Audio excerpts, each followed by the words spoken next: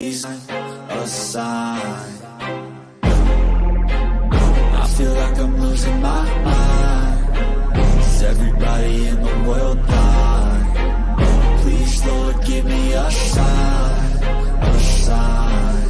I wanna be the greatest. Everybody on the fake shit. I look around and feel like everybody is the fakest. I make this every day and I'm impatient, hoping one day I blow up from the basement. Statement, the top is so vacant. I don't hear shit that I think is amazing. Waiting for my day when I'm playing sold out shows for 1,000 faces. Hey, give me that crown, get in my way and to be put down. It ain't your place, all this my town. If I want that shit, then I'll get it right now.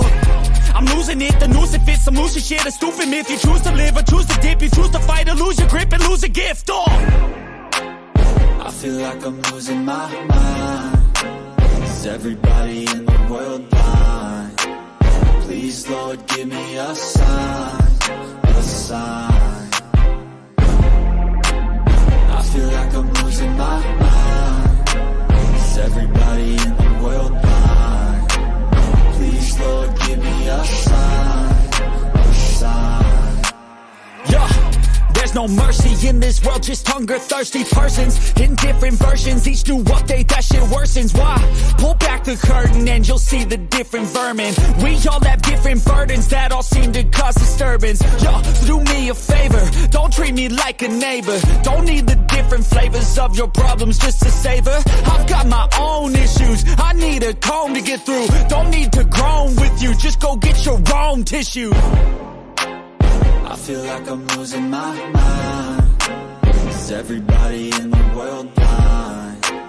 Please, Lord, give me a sign, a sign.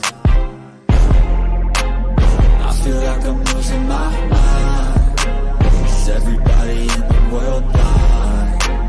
Please, Lord, give me a sign, a sign. That's it, the end of the song. Next time you'll sing along. Trust me, there's nothing wrong. I just need to carry on, cause... What's going on, everybody? We got a lot to get into today. I know I had to jam a little bit of music as I got, finishing preparing everything. Obviously, we got some coaching changes to talk about. We're going to talk a little bit about the Senior Bowl on the offensive side of the ball that I noticed during the practices. And then, of course, it is Super Bowl week. And so even though the Tennessee Titans are not playing in the Super Bowl, it looks like it's going to be a pretty good game that's going to happen between the Philadelphia Eagles and the Kansas City Chiefs. Of course, I will talk a little bit about that. So, again, everybody, make sure y'all go ahead and start sharing this show out. And go ahead and let's get this show shared out to everybody, whether it be on Facebook, Instagram, Twitter. Go ahead and let everybody know where they can come on in. And we could definitely have a good time as we get ready to talk about these coaching changes the Tennessee Titans have made. And we're going to go ahead and get this show started in less than 60 seconds.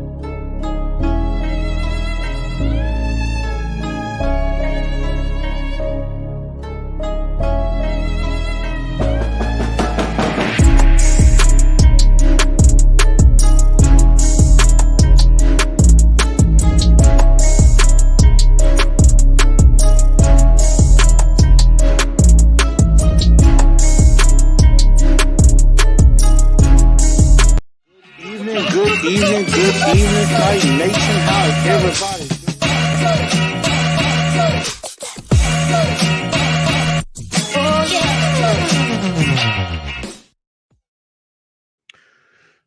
What's going on, Titan Nation and football fans everywhere? Welcome into TNT tonight. I'm your man, Chris, a.k.a. Blue Enforcer, and we're going to have a very, very fun episode on this evening. And we're going to definitely do a lot of talking about the coaching changes that have been made. Of course, the Tennessee Titans now have a new offensive coordinator, so we're definitely going to talk about that. But definitely make sure that y'all do share this show out. Go ahead and share it out on Facebook, Twitter, and Instagram. If on Facebook, TNT Enforcers, or any of the Titan pages, y'all know where to go. On Twitter, I'm at TNT Blue Enforcer, and also on Instagram at Titans _in_ truth. Definitely come definitely make sure y'all spread that out to everybody, and in that way, they can come on in and join the show and enjoy everything that we're about to talk about. So we're going to go ahead and get into all of this right now. Of course, also this show will be out on Spotify, iHeartRadio, Apple, and Google Podcasts as well. So that's going to be coming very, very soon. And for everybody, as people start coming in, make sure each of you smash that like button. Go ahead and smash that like button and do me a favor and also help me out with that as well. And then if you're new to the channel and haven't yet subscribed to the channel, I don't know where you've been, but go ahead and hit that subscribe button and also ring that bell so that way you get a hit all. So that way, every time I go live or I'm about to go live, you'll get a notification so you'll know to come and join me as we do get ready to talk about these coaching changes. So obviously, the big news that came out is, of course, the Tennessee Titans promote passing game coordinator Tim Kelly to offensive coordinator. And, it really wasn't a shock to anybody that this happened. I mean, I'm not going to lie. I actually kind of thought it was going to go in a different direction. I actually thought that perhaps they would go outside the box a little bit and maybe go a little bit different. But Vrabel doing his usual, deciding to promote from within. And we're definitely going to talk about this. I see everybody is starting to file in. Starting to file in. I said Ty Fox says can't wait to hear your opinions. Lay it on us. Miss Mims asking how you doing. I'm doing good, Miss Mims. Hopefully you're doing well. Also, let's see. AZ Mick, what's up? I know of course, our resident Titans hater is in the building. Kent Woods saying that they'll go 0-17. Titan Fox, you have to. No, Titan Fox said, "What did you literally copy and paste that comment?" Saw it on 2 other shows today. And Kent, Titan Fox, you gotta understand. I know that Kent comes to me out of a place of love as much as he hates the Tennessee Titans right now. The fact of the matter is, you kind of got to laugh at it. That's kind of what I do. I just take it and I laugh at it because, some of the stuff that Kent says, even though he does have a couple of points from time to time, it's hilarious. So, you know, got love for Kent, but you gotta take it, you gotta laugh, when it comes to that. Ms. Mims says, I'll be glad when the Super Bowl is over with. Well, I mean, it's football. It's football. It's a good reason to gather with some friends or with some family and just watch football, not have no vested interest, no blood pressure going up, no bad, no feelings no matter what happens in the game. Now, of course, if you bet a lot of money on the game, that might be a different story. Now, I might put a little bit of money on the game. I might put like 10, $20 on the game and see if I get somewhere. I mean, I might put $50 to $75 on the Eagles to win, but I might put like a little bit of money on the Chiefs to cover. So I might do something like that. Then that way, hey, I could win something. You know what I'm saying? You know what I'm saying? So that's just what I'm saying. Typhon said, I'm just giving them crap. So now see, Man Hour is in the building. He's definitely a Kansas City guy. We're definitely gonna talk. Definitely gonna talk about. Definitely gonna talk about the Super Bowl in just a bit. You know what, Ty Fox? That is one of my cardinal rules. I don't bet a lot on Titans games, like spread and money line. Now, if I'm doing like a whole schedule of games, just I usually bet on every game just money line, and I might do like $1. I might do a $1 bet on all games, money line. And that's why I might pick the Titans to win if I feel they're gonna win the game. But as far as a serious bet, nah, I usually don't do that unless I'm just assured that I'm going to win. But I rarely bet on the Titans because it's crazy. Now I might do like a parlay, like in game, as far as like say, hey, Derrick Henry will score a touchdown, or Tannehill might throw for this many yards, or something like that. I might do maybe a 4-leg parlay, so to speak. That's about it. Man Hour says, yeah, 1.5 spread with Kansas City. Shout out to the Man Hour Network. Of course, letting me, helping me in doing the show and things like that. You definitely go check out Man Hour Sports Talk. Definitely does a lot of good stuff. I know he's a Kansas City fan, and I believe one of our colleagues is a Bears fan as well. So, and Alex, I'm gonna hold your question. I will get to that a little bit later towards the end. We will definitely talk about that.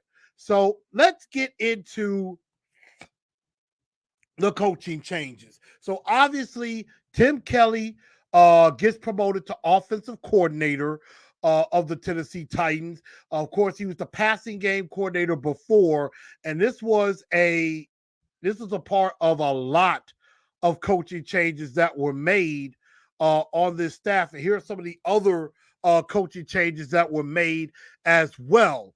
Of course, Charles London, a guy that Mike Vrabel interviewed for the offensive coordinator position, was brought in from Atlanta.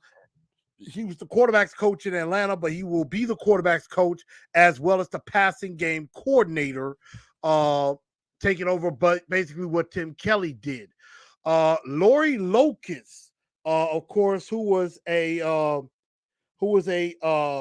assistant in Tampa Bay, is now going to be a defensive quality control coach, and she's going to be assisting Ryan Crow with the outside linebackers. And so she actually becomes the first full-time female coach in the history of the Tennessee Titans Houston Oilers franchise. She definitely did some coaching in some other schools, like in college and everything. But what she did, she was an intern with the Baltimore Ravens defensive line, coaching intern in 2018. And of course, in 2019, she was a assistant defensive line coach with the Birmingham Iron. I believe that is, that was AAF. Never mind.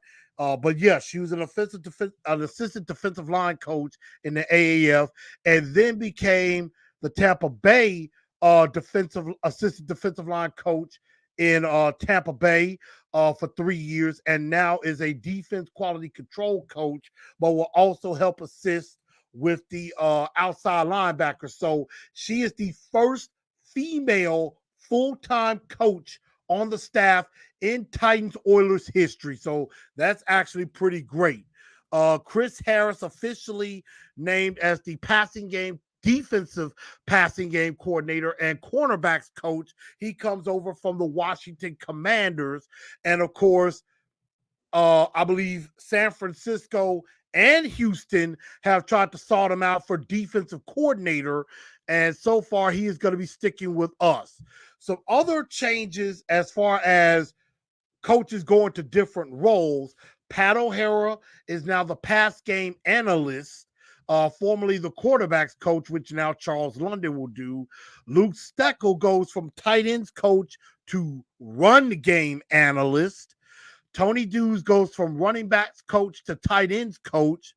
And then Jason Harteling, I'm hoping I'm saying that right, formerly was the assistant offensive line coach, now is the offensive line coach, taking over for Keith Carter. And then Justin Hamilton, I'm not sure who he is another defensive quality control coach. I believe was a defensive coordinator for the Virginia Tech Hokies. So those are just some of the other staff changes that were made. But the main one that we're going to talk about is Tim Kelly. And this is kind of his resume coming in. Coming into the NFL, he was with the Houston Texans from 2014 to 2021. Started off as an offensive quality control coach. Also did some assistant O-line work. Also was a tight ends coach in 2017 to 2018, and then was offensive coordinator for 3 years. Also a quarterbacks coach from 2019 to 2021. And then, of course, in 2022, he was the passing game coordinator and is now the offensive coordinator. So, I mean, he does come with some experience as a play caller and, definitely was there in Deshaun Watson's good years, even though they had a pretty good staff, as far as DeAndre Hopkins, and, you had a good running game. You had a pretty nice team around him. So, I mean, and he did help Davis Mills become a decent quarterback, in 2020, 2021. Definitely did some good there. But here are my thoughts on this. And I know this is what everybody's waiting on. This was a extremely typical same old Titans type of hire. And this is why I say that. If you could have fired Todd Downing a long time ago during the season, and you could have given Tim Kelly a audition of sorts to see if he could be the right offensive coordinator for this team.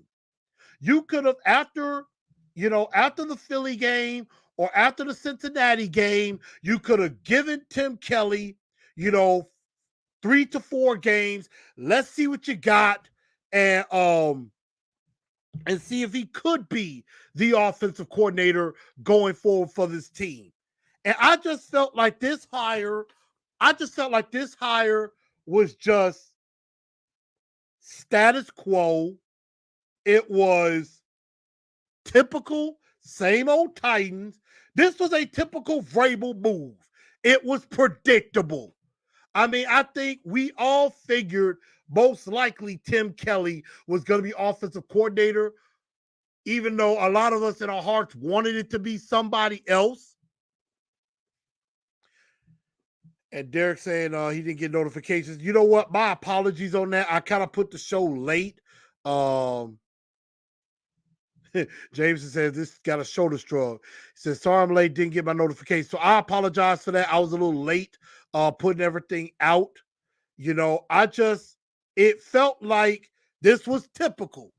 This is a Vrabel maneuver, status quo, even though the Titans were 32nd in passing, like 27th, 28th in scoring, and 30th in total total offense. Vrabel, in a way, basically was like, we're good. We're good the way we are. We're going to be fine. Tannehill's excited. So it basically says they're going to run it back one more time. They're going to run it back with Tannehill, Derrick Henry again. And I don't know if any significant offensive moves are going to be made. I mean, we'll see what Rand Carthon's going to do. But Vrabel doing the Vrabel usual. And this was some stuff that he said from his press conference, and I'm going to get to some of your comments in a minute. Mike Vrabel basically stated that Tim Kelly was the perfect fit. And he also went on to say that he didn't feel that the offense was broken and that he chose good people, going with, that, is going with what he believes in. And, what he believes in and what he thinks is good for the team. And that he also mentioned that he didn't think, if you promote Tim Kelly to offensive coordinator and fire Todd Downing midseason, he didn't think it would have mattered. He didn't think it would have made a difference if you make that change in season. And so, again, it sounded like status quo. It sounded like, he was getting yes people that was going to just do what he wants. And, he felt he was the safe move to make, was to promote from within instead of going outside, getting a fresh face, new ideas, because he was afraid that somebody was going to probably challenge his authority, challenge him and say, hey, you take care of the defense. Leave the offense to me. I got this. And Vrabel doesn't like being challenged. Vrabel, he is the arrogant, stubborn. He's the all-knowing Mike Vrabel. He knows everything. He's basically a football god in his own mind. He's like, I know everything. I know how to run a defense. I know how to run an offense. I know how to make this the perfect offense for this team. And that's exactly what Vrabel is banking on.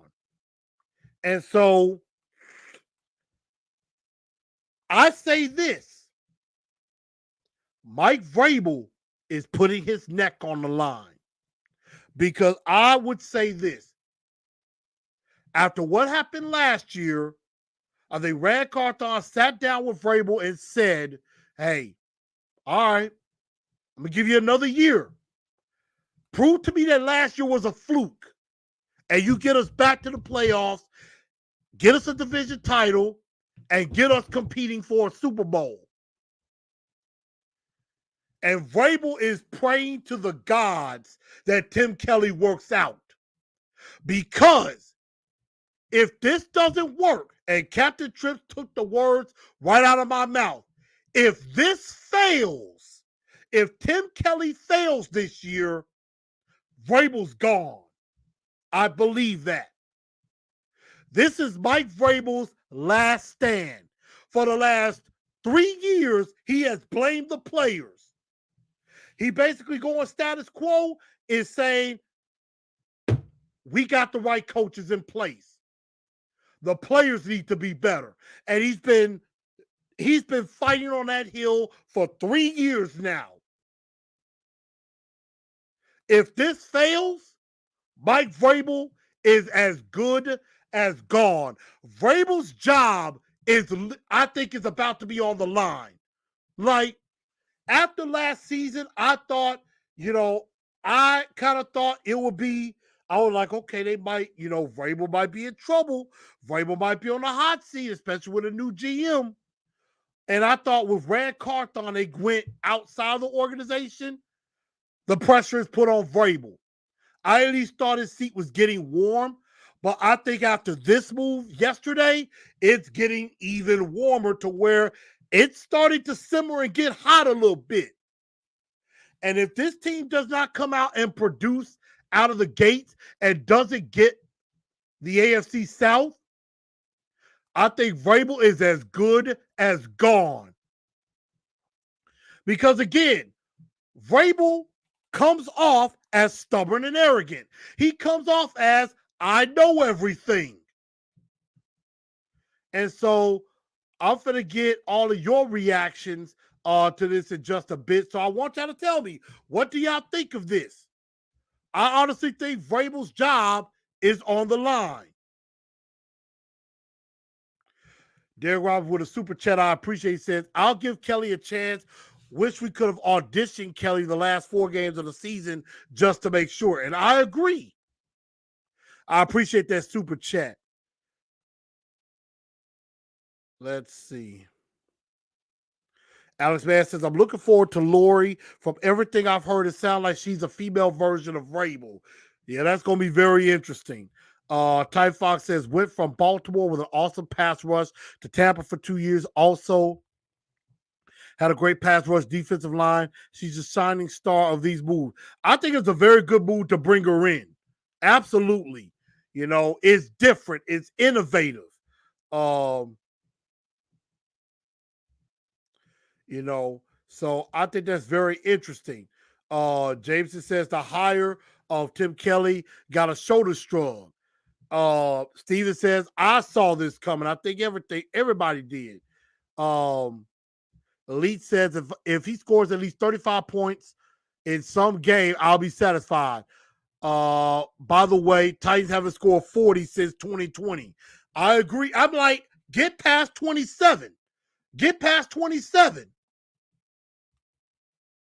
You know,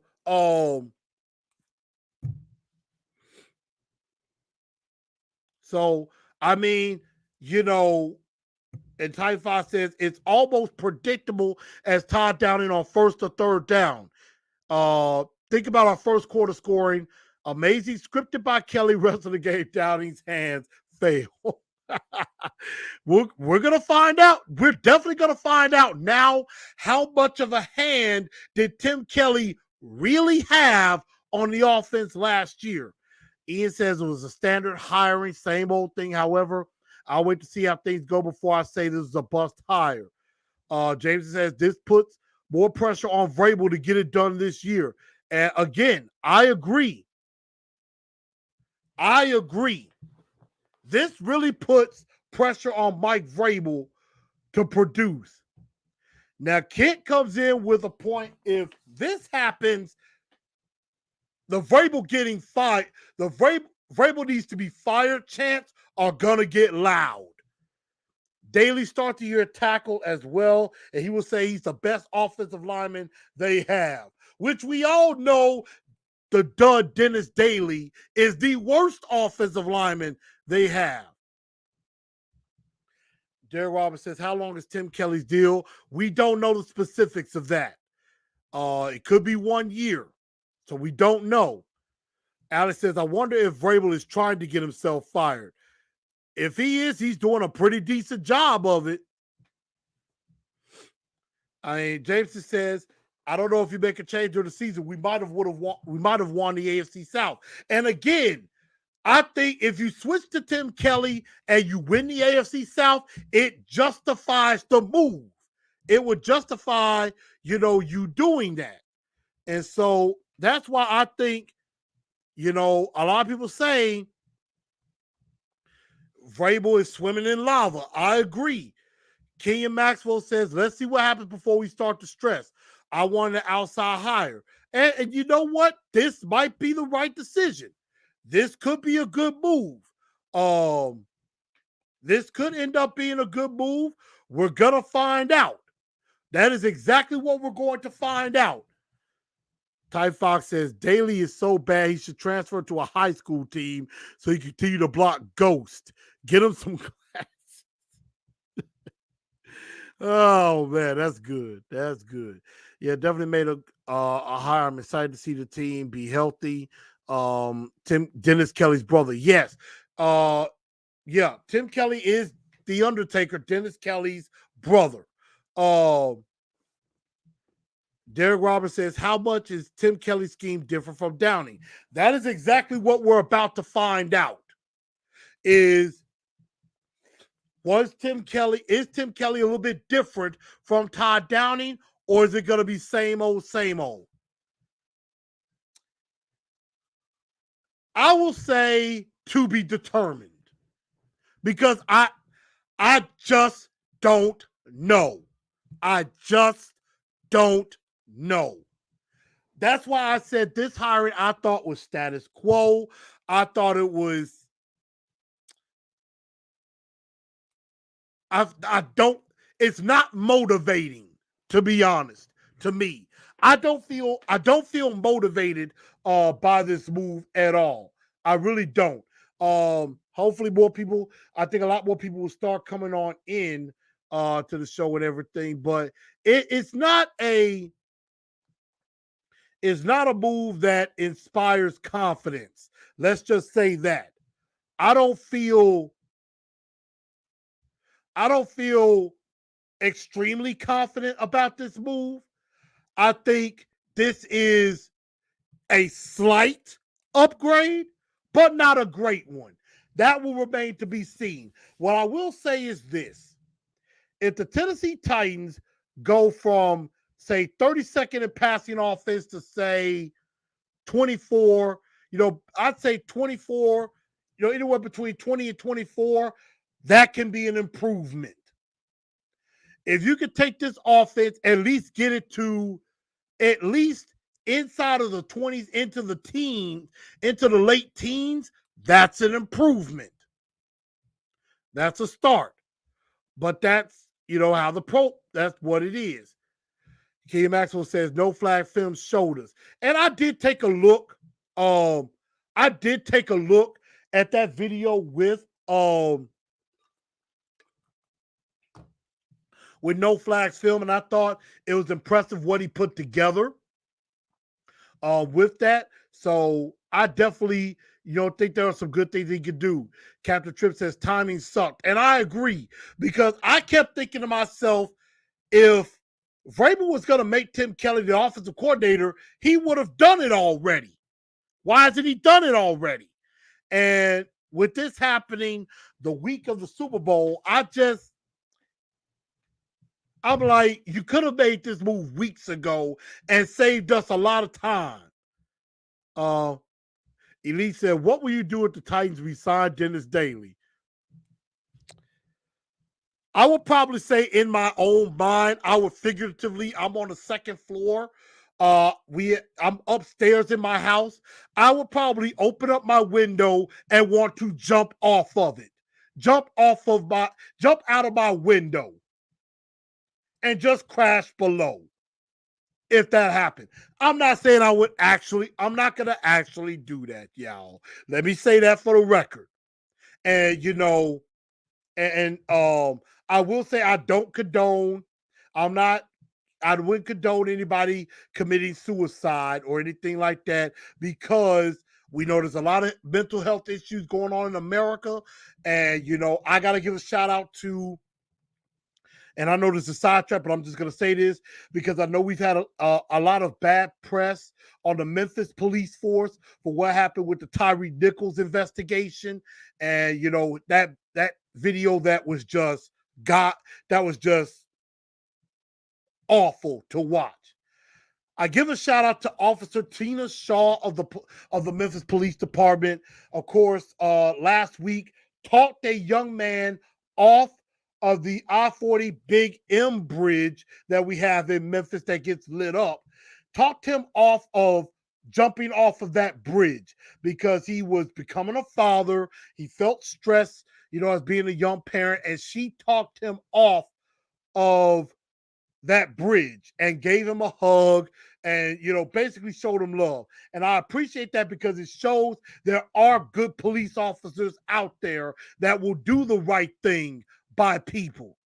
And, we know mental health is a very big deal in this society today. So I do not condone suicide or doing something bad to yourself. Please don't. Okay? For when I said jump out of my window, I was joking, but I apologize if I offend somebody, because, somebody really trying to do that, it's not funny at all. But I would not like it if we re-signed, if Dennis Daly is still on this roster. I would not like that at all. So,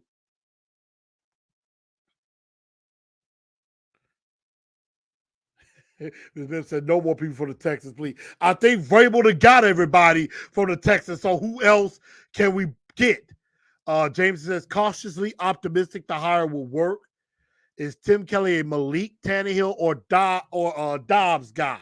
We're gonna find out. I think now. I know Titans Rossi and some others believe that Rand Carthon wants to eventually develop Malik and get him developed to where he can be similar to Patrick Mahomes, not Patrick Mahomes himself, but close to it. Are we drafting wide receivers in the O-line coming from Brandon? We got to draft both. We got to get both. Hugo says, tired of AFC South or South coaches and rejects. Agreed. And Brandon, yep, like we said that earlier. Vrabel's on the hot seat now. It's getting hotter. Ty Fox says, Kelly would prefer Tannehill. Rand Carthon is a Malik guy. The anticipation of finding out which route they go is exciting. Sorry, TNT wants to jump out this window. Talking about Dennis Daly. I'm like, yeah, if Dennis Daly's on the team, I'm not going to be happy. Let's go with that.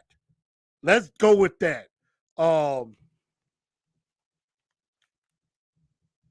Yep, he did. Vrabel basically fooled us all. He fooled us all. King Isaac said, should have tried Kelly the last few games to see how he called. I agree. Again. And James says, unfortunately, bad cops get the media. And that's true. That's definitely true. Derek says, do we need to draft Derrick Henry's successor? And that's the thing about all of this is I think Vrabel is giving it one last shot. Tannehill, practically on the last year of his deal. Henry, on the last year of his deal. A lot of guys are on the last years of their deal. I think Big Jeff is definitely going to get re-signed because he got a vote of confidence. He got a vote of confidence from Rand Carthon. He met with Rand and you know, he was like, hey, I'm 1,000% behind the hire. And, you know, I'm 1,000% behind the hire. And he feels confident he will be returning. To the Tennessee Titans. So I definitely like that. Let's see. So,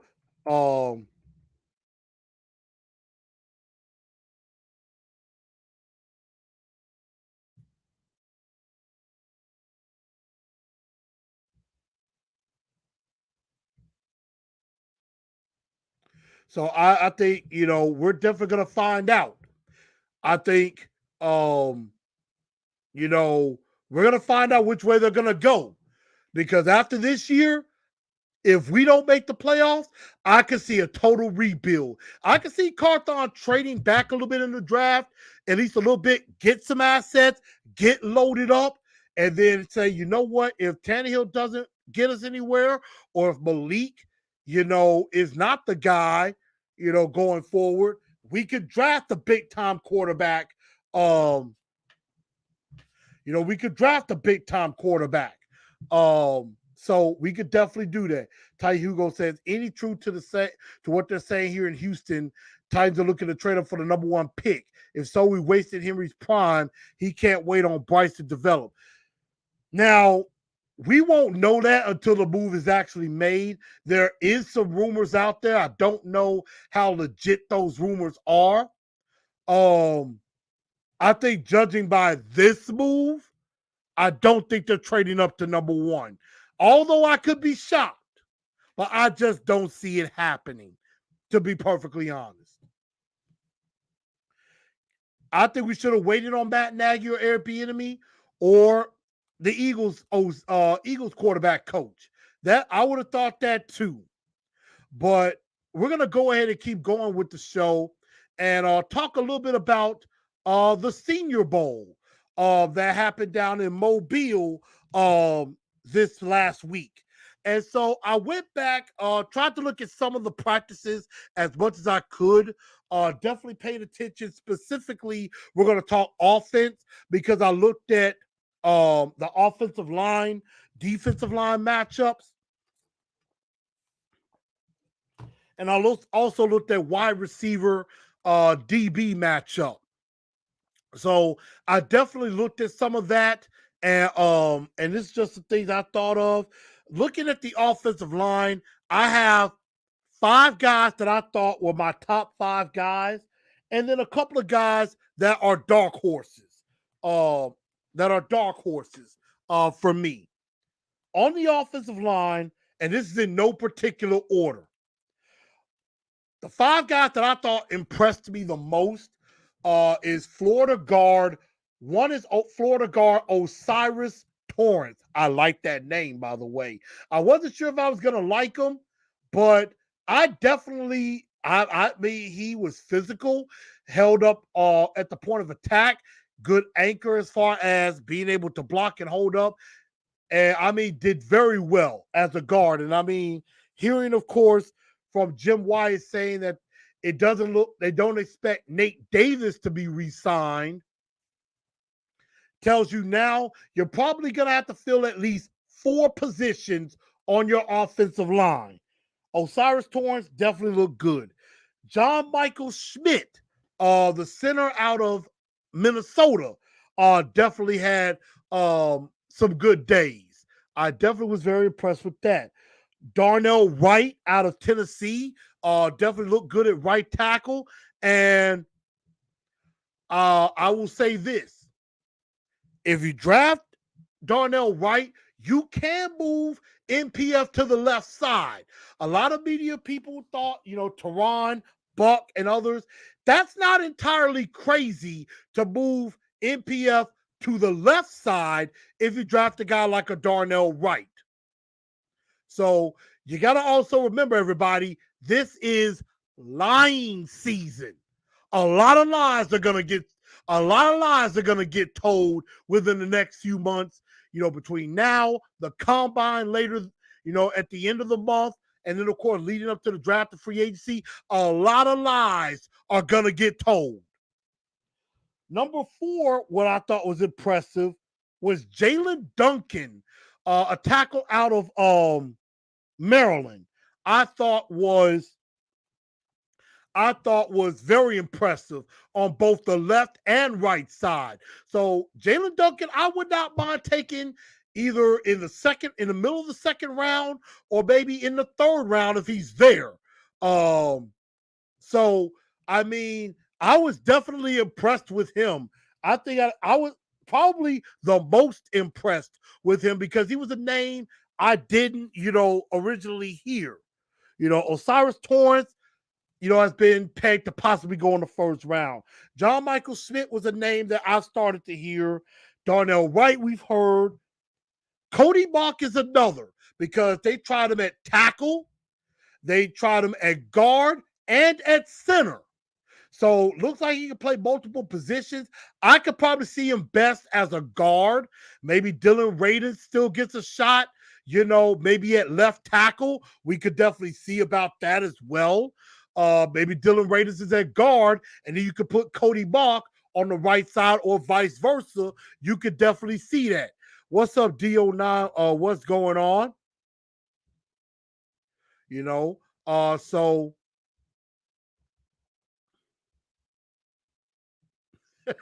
Ty Fox said, I thought you said lion season like Detroit. Now, Detroit was getting better. I do agree.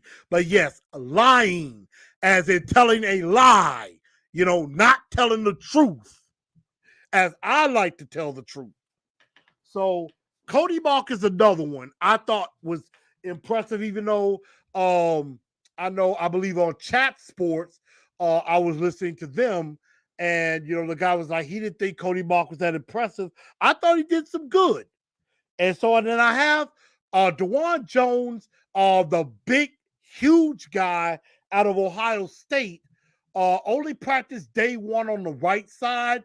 He only practiced day 1, and he mauled a few people, put him to the ground. And I guess after that, his agent was like, that's it. You did all you need to do.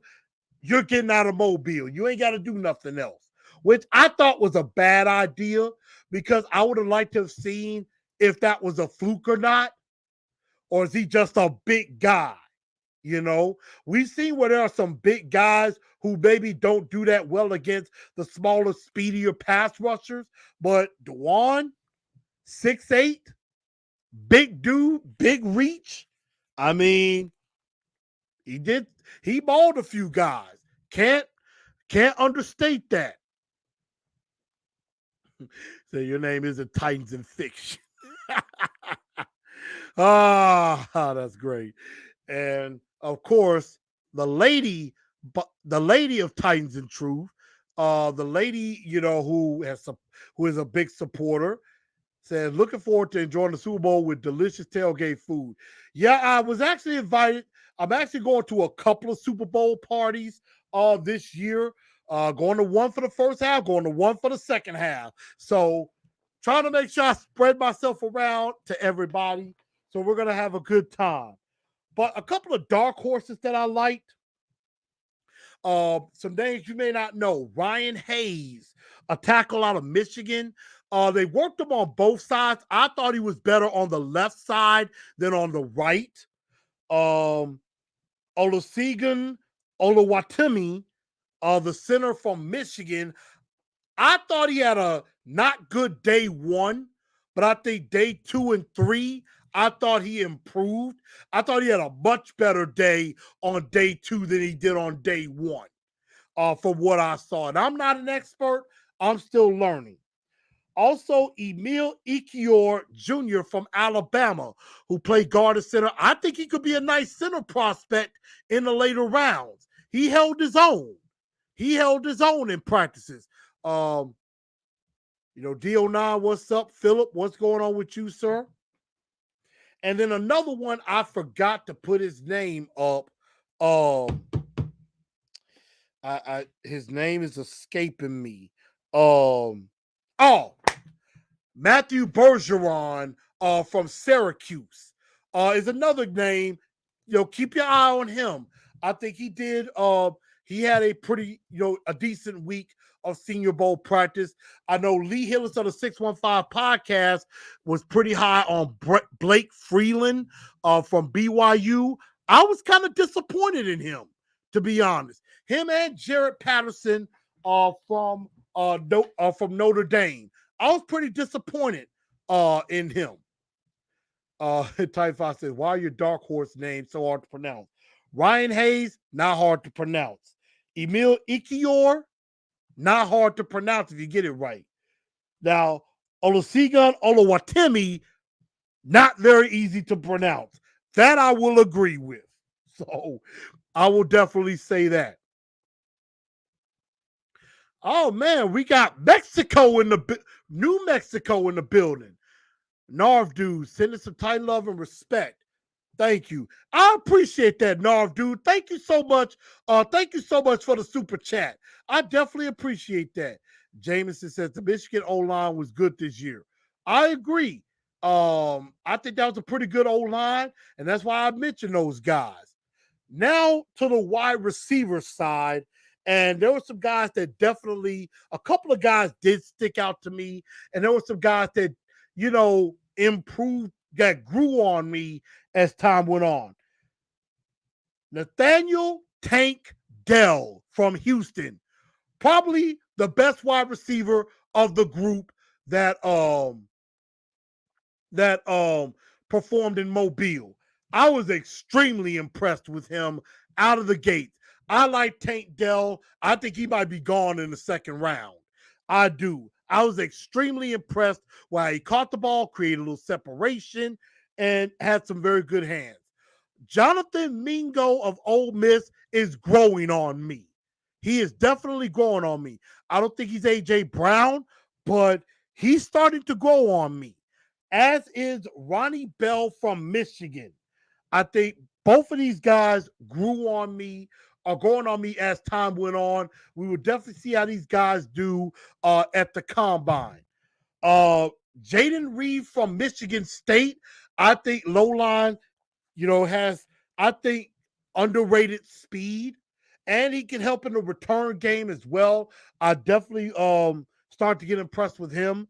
And Michael Wilson from Stanford, I think, caught a lot of eyes at the Senior Bowl as well.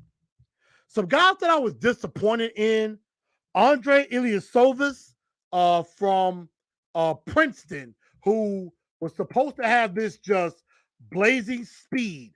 Eliosivas, excuse me, was supposed to have this just blazing speed that he was supposed to have. I didn't see it. I did not see that speed out of him, or anything like that. So I was left a bit disappointed in him because, people were saying, man, this kid has blazing speed, 4.3 speed, or anything like that. We'll see how it looks in the combine, but I was not impressed. And Rashee Rice from SMU, I think his draft stock might have dropped a little bit because I wasn't that impressed.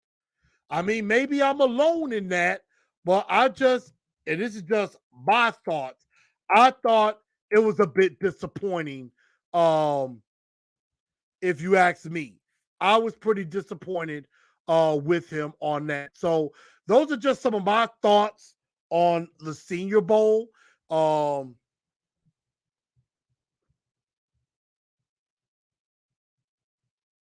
And Titan Fox says, my pick for second round if we draft O-line at 11. You haven't mentioned either of their names. Did I miss something? Enlighten me. Who am I missing? Let me know what you're talking about, and we'll definitely get into that. Let me know who you thought. But also, I forgot to mention this as well. I thought I put I honestly thought I put that picture up, but I guess I didn't. The Tennessee Titans did make another move as well. I believe today they made a move. I'm trying to see if I have it. Okay, here it is. I'm just going to upload this because also besides having, we got Rand Carthon as general manager. We also have a new assistant general manager as well. So I'm about to put that up as well. I forgot to mention this.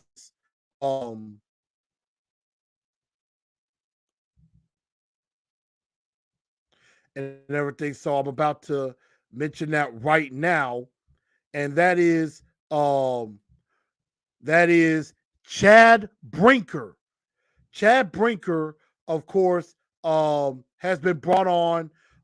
He was a Packers personnel executive.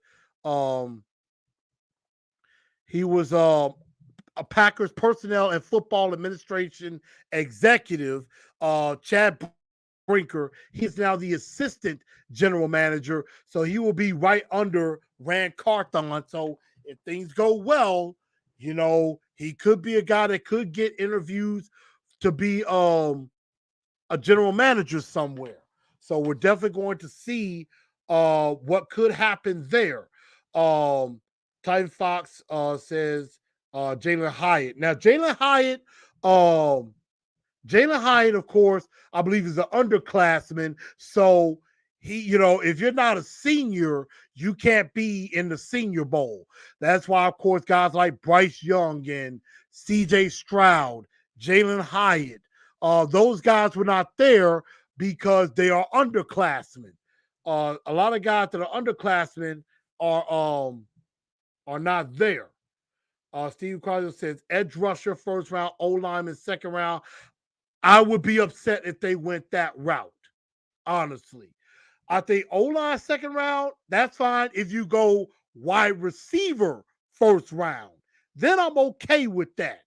So that's just kind of what I think as far as that. And Chad Brinker, again, I don't really know much about him. I know he was with the Packers staff and everything, of course. Albert Breer was the one who broke it, saying Titans are hiring personnel football admin executive Chad Brinker as their new assistant general manager. Got an incredibly diverse skill set and has been on our future GM list the last 2 years. He'll be part of a Cleveland like model under Rand Carthon. So definitely going to see how impressive that's going to be. But now let's get to the big game. And we know Super Bowl 57 is upon us. So we got you got the Philadelphia Eagles, and yeah, they knew each other back in the day. So now let's get into the big game a little bit before we get out of here. And so we got the Philadelphia Eagles and the Kansas City Chiefs. Right now, the Eagles are a 1.5 point favorite. The over under is 50 and a half right now. Let me see. Yeah, over under is uh is 50 and a half. So that's right now what it is at the moment. And so you got the two top seeds, the two best teams in the NFL going at it. And this is going to be the first time in NFL history that you have two African American quarterbacks, two black quarterbacks going head to head in a Super Bowl. First time ever. And then also you got the Kelsey Bowl. You got, Travis Kelsey on the Chiefs, Jason Kelsey on the Eagles going head up. Now they're both on offense, so no, they'll get to watch each other. So, you know, I will say this as a betting man, and Alex Mann says, how do you bet on games? I've never done it. What I tend to do, Alex, is number one, I have the BetMGM app. I use the BetMGM app. I also have Caesar Sportsbook, and I think I'm going to start using that too. So I may do like some separate bets on each app, to kind of go different ways, see what I do. As far as that concerned, because point spreads could be different on each app.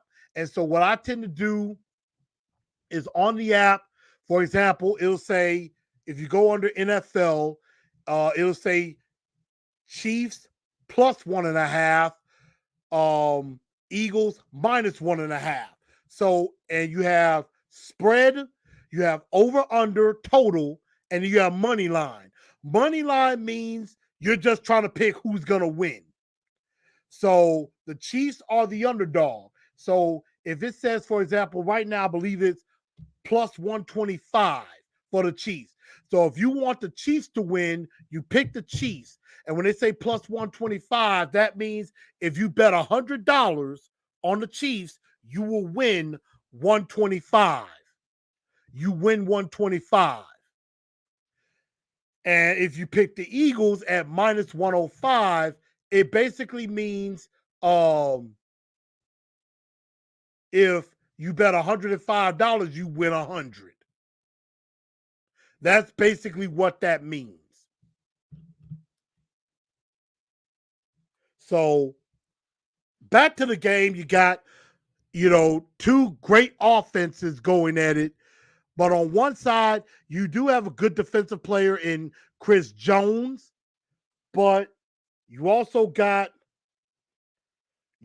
have a extremely talented defensive line of the Eagles, who I believe are 5 sacks away from a NFL record for most sacks that includes playoffs of all time.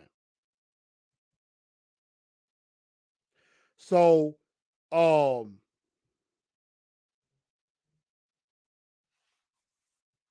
actually, let me see. Eagles minus 125. If I bet $100, you win 180. So, you win a little bit. Now, if I bet 100 on the Chiefs, and this is on the BetMGM app, I bet $100 on the Chiefs, I win 205.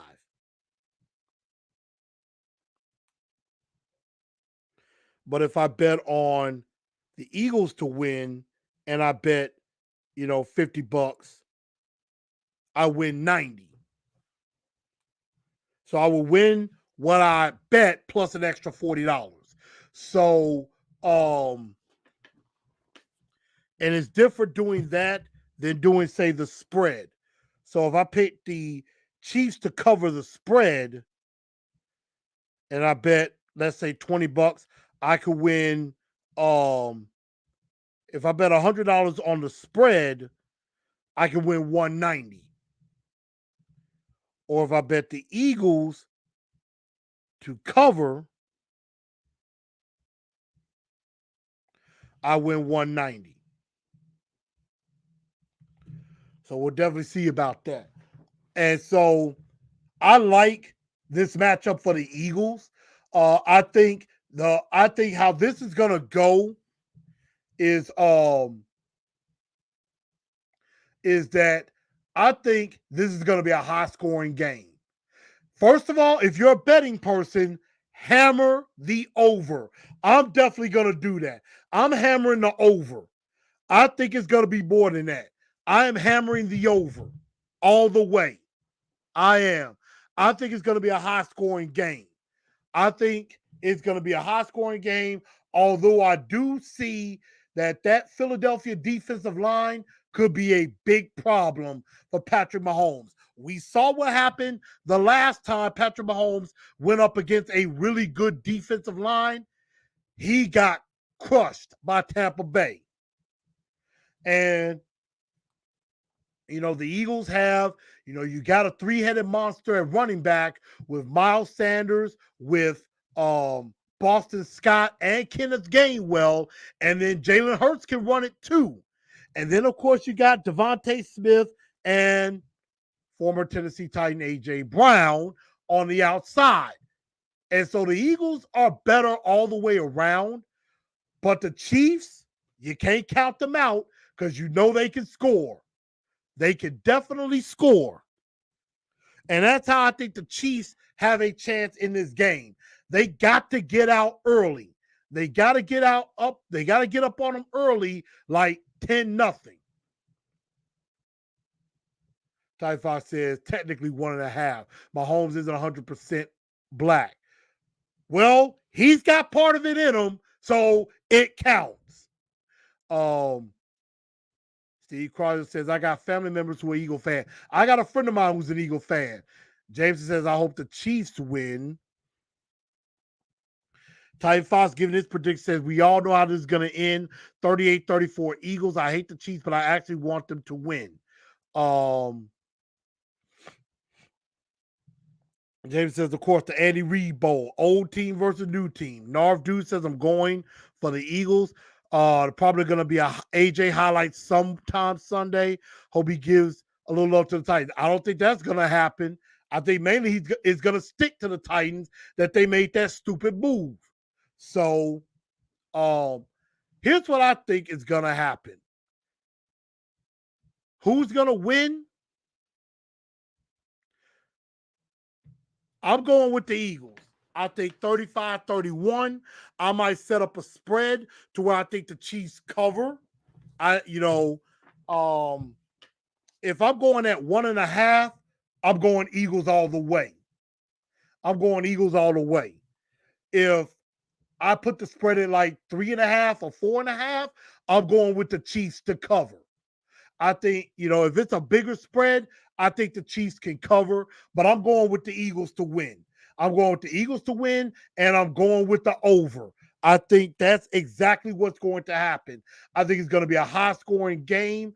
I think it's going to be an extremely entertaining football game. I think it's going to be good. So that's what I think is going to happen. 35-31 Eagles win, in my opinion.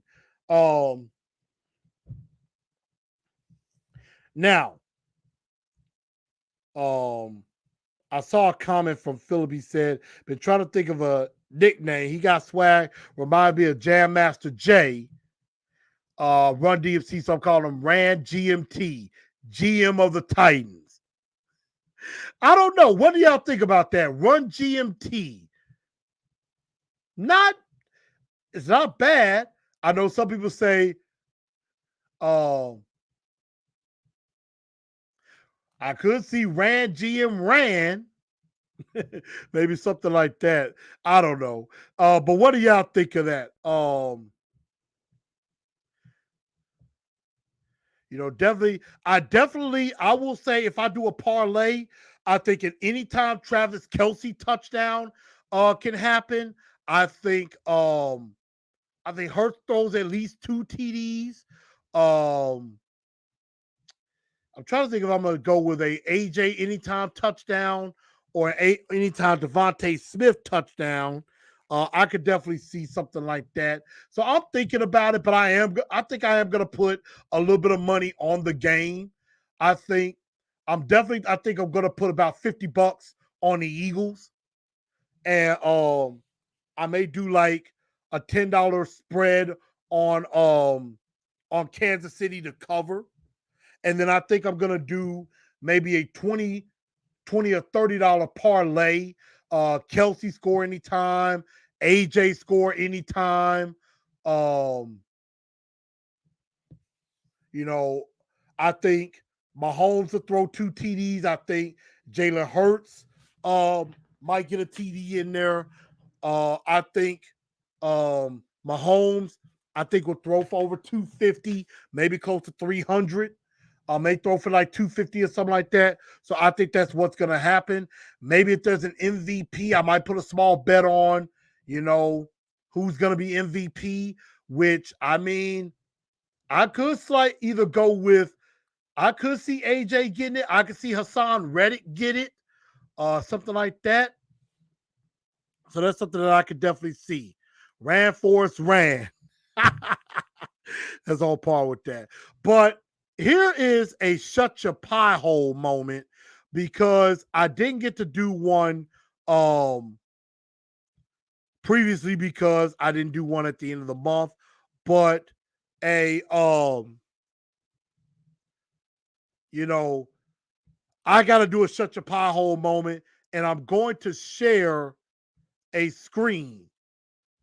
And I want y'all to see it because obviously you're probably not gonna like it. And here it is. Courtesy of course, the team we all hate, the Houston Texans.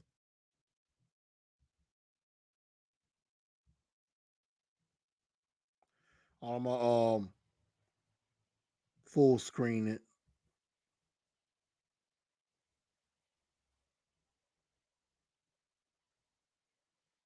I just had it. Here we are. I'm going back.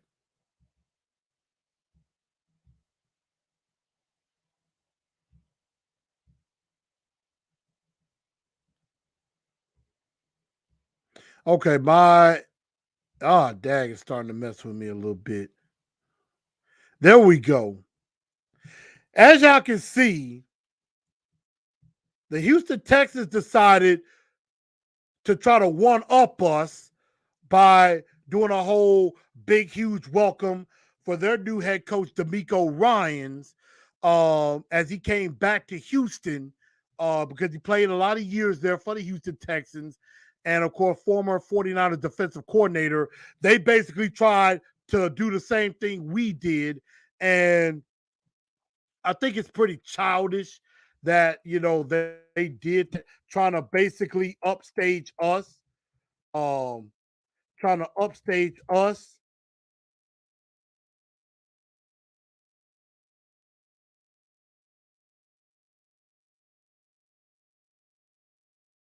Trying to upstage us and basically trying to um, you know, do what we did. And there was another thing I wanted to show. Um,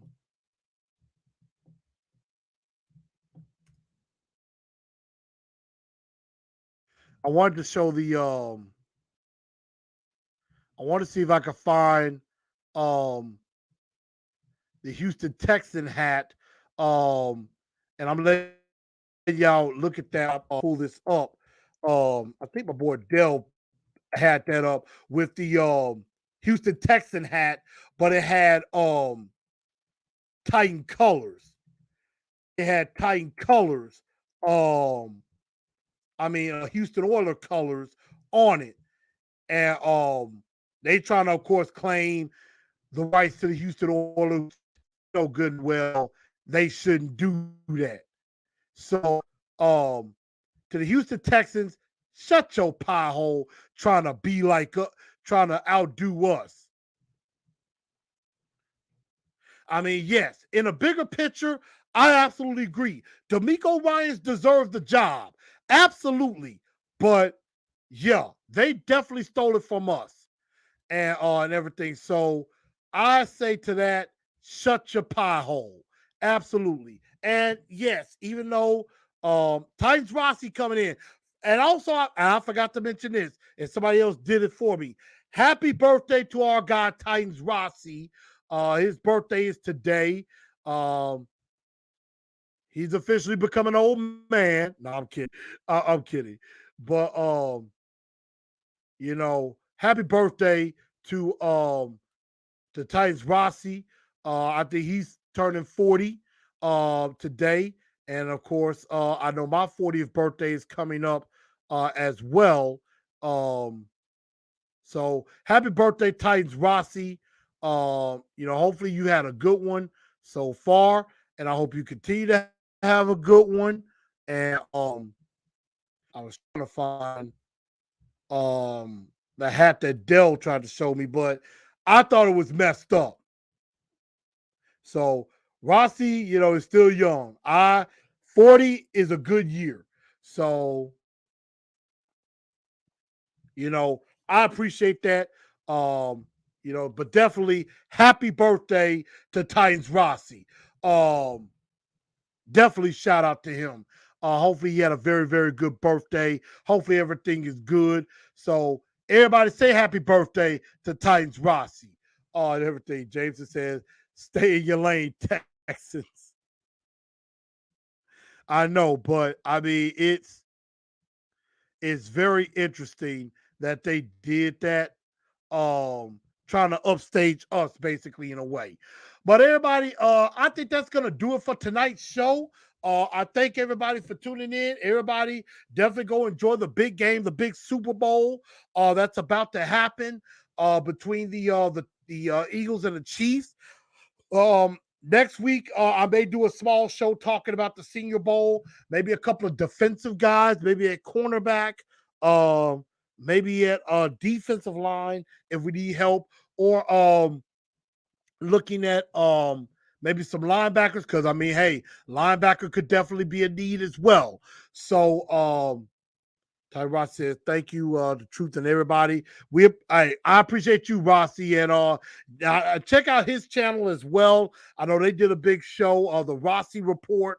I know he did a big show. He's had a couple of nice shows, and I'm also gonna be live tomorrow night with Titans Coliseum podcast tomorrow night with my guy Morocco Taylor, the ultimate hype man for the Tennessee Titans. I'm going to be live with his crew tomorrow around 7 p.m., 8 p.m. tomorrow night, talking Titans as well. So, everybody, go have yourself a good rest of your Wednesday. And I will see y'all next week after the Super Bowl. And everybody, tighten up because that's all we know how to do. Good night, y'all.